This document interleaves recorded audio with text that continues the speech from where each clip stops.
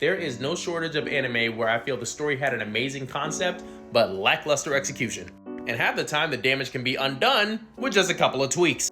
But when somebody on my YouTube asked specifically if I had one that I would like to change, I had one immediate answer. Afro Samurai is one of my favorite anime of all time. The characters are iconic, the fights are beautiful, and I love the themes around the poison of vengeance. And while I feel like the story of the original adaptation isn't quite on the same level as something like, say, Attack on Titan, I'll still say it's a pretty good watch. Then they ruined it.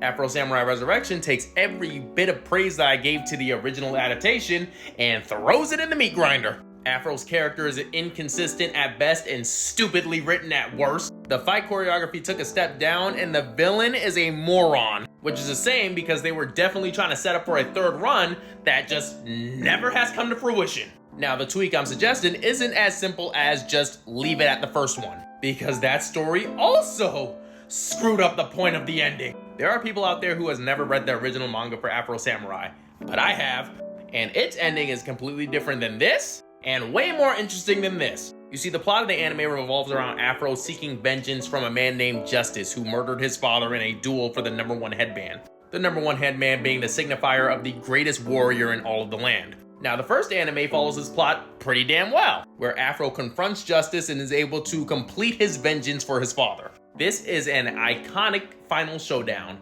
that happened nowhere in the original manga. Because in the original manga, Afro never fights Justice. In the manga, Afro, after betraying his friends, turning his back on his loved ones, and turning himself into a complete monster all in the name of vengeance, he arrives to find the object of his vengeance already long dead, which hammers home the message of the story that vengeance is a one-way road to your own personal hell. And you could tell they were trying to set up to follow this story thread with a sequel because they actually resurrect him at the end of it. I feel like a perfect adaptation would take these strengths of the anime version while staying true to the ending of the original manga.